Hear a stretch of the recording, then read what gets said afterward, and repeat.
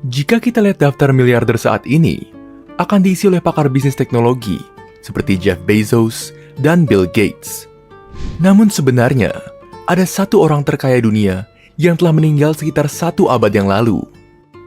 Pengusaha terkaya saat ini belum ada yang mampu menandingi kekayaan kekaisaran minyak zaman dahulu. Semua dimulai pada tahun 1839 dengan kelahiran John Rockefeller di bagian utara New York. Ia adalah putra sulung dari seorang pedagang keliling, William Rockefeller, yang banyak dikenal sebagai dokter botani. Ayah John sebenarnya saat itu berjualan obat homeopati pada abad ke-19. Dia akan menghabiskan berminggu-minggu jauh dari rumah, dan bahkan memiliki anak dari wanita lain, yang kemudian ia bawa pulang untuk hidup bersama dengan istri pertamanya. Dalam rumah tangga yang membingungkan ini, John akan tumbuh dan belajar bagaimana membuat orang-orang sibuk membuat kesepakatan terbaik, dan memanfaatkan setiap uang yang ia dapatkan. Keluarga Rockefeller jarang bermukim untuk waktu yang lama dan hidup secara nomaden. Untuk membantu ibunya, John mengumpulkan uang dengan cara menjaga kalkun dan melakukan pekerjaan rumah tangga kepada tetangganya.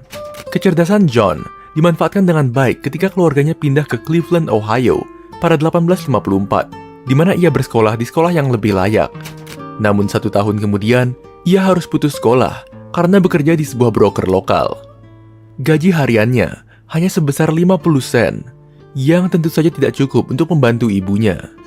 Kemudian, ia mencari uang tambahan dari perusahaan lain.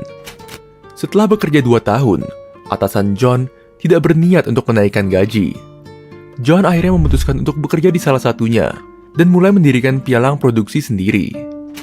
John memiliki reputasi yang baik, sehingga dengan mudah mendapatkan pinjaman sebesar $4.000. John mulai berdagang jerami, gandum, dan berbagai daging. Di tahun pertamanya, omset penjualan mencapai $500.000. Namun, hanya memiliki sedikit keuntungan sebagai bentuk komisi. Sebagai permulaan, itu adalah tanda kesuksesan bisnis John. Bahkan, setiap bank di Cleveland menawarkan John untuk membuka pinjaman, yang padahal saat itu, usia John baru 18 tahun. Kemudian, tahun 1859, sesuatu terjadi yang akan mengubah hidup John selamanya. 100 mil dari timur Cleveland, ditemukan sumur minyak pertama Amerika. Hal ini menandai dibukanya minyak Pennsylvania dan memproduksi 4.500 barrel dalam setahun. Saat itu, minyak tidak terlalu berharga karena mobil bensin belum ditemukan. Dan penggunaan minyak hanya dimanfaatkan sebagai minyak tanah dan sumber daya lampu. John menyadari bahwa keuntungan terbesarnya tidak didapatkan dengan menggali minyak, tetapi dalam penyempurnaannya. John telah melihat banyak orang bangkrut sebelum melakukan pengeboran minyak, sehingga ia tidak ingin mengambil resiko. John akan membuat orang kesulitan mendapatkan minyak, kemudian akan memberikannya. John harus menunggu sampai tahun 1863 untuk pemerintah membuat jalur kereta api dari Pennsylvania ke ladang minyak. John telah bersiap dengan banyak dukungan orang maupun lembaga di belakangnya. John mengumpulkan tim ahli kimia dan insinyur berpengalaman yang tidak hanya mengoptimalkan proses penyulingan, tetapi juga menemukan berbagai kegunaan untuk produk sampingan dari penyulingan minyak bumi. Kilang minyak di Cleveland hanya beroperasi secara efektif sebesar 60% di awal tahunnya.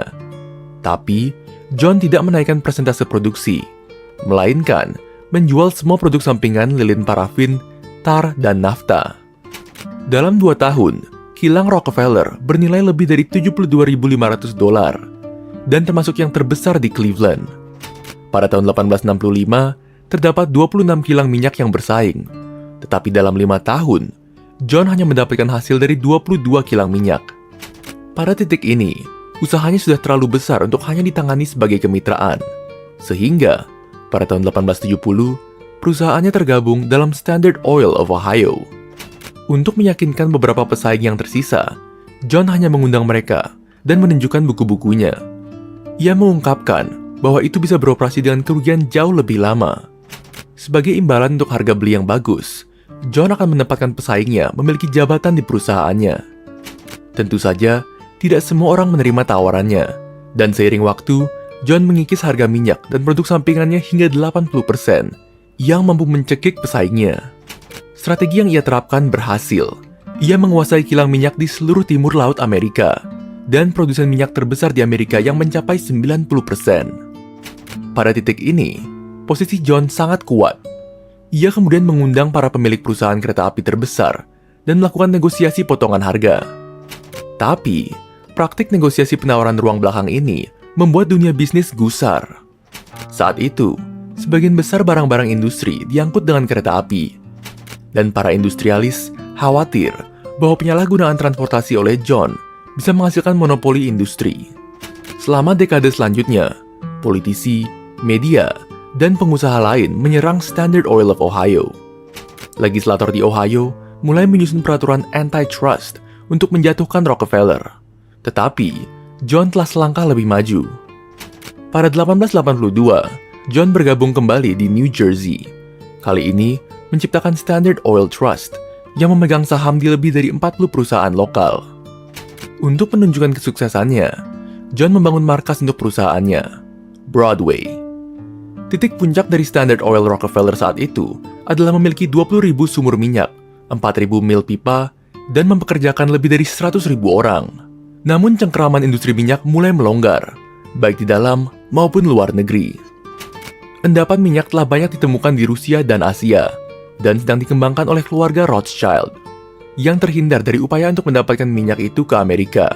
Lebih parah lagi, pada 1890, pemerintah federal meloloskan Sherman Antitrust Act, yang akhirnya memberikan kesempatan politisi untuk pergi setelah Standard Oil Trust. Struktur hukum yang rumit di balik semua perusahaan sangat sulit untuk diselidiki. Itulah sebabnya, pemerintah tidak dapat memecah Standard Oil hingga 1911. Saat itu, John Rockefeller sudah menjual dan tidak lagi mengelola perusahaan. Dalam 20 tahun, Standard Oil telah membayar lebih dari $500 miliar untuk dividen. Beberapa memperkirakan puncak nilai Standard Oil sebesar $1 triliun. Pada tahun 1911, Mahkamah Agung memutuskan Standard Oil bersalah atas praktik-praktik anti persaingan dan memecah perusahaan menjadi 34 entitas terpisah. Tentu saja, John Rockefeller mempertahankan saham-sahamnya di perusahaan sampai ia meninggal. Seiring berjalannya waktu, pecahan entitas tersebut kembali bergabung. Saat ini, sebagian besar sisa-sisa Standard Oil adalah ExxonMobil, Chevron, atau BP, yang menjadi perusahaan besar. Kepemilikan John Rockefeller dalam perusahaan-perusahaan suksesor ini membuatnya menjadi pengusaha terkaya, dengan kekayaan bersih sekitar $400 miliar. Sampai saat ini, belum ada pengusaha yang dapat menandingi jumlah kekayaan bersih dari John Rockefeller.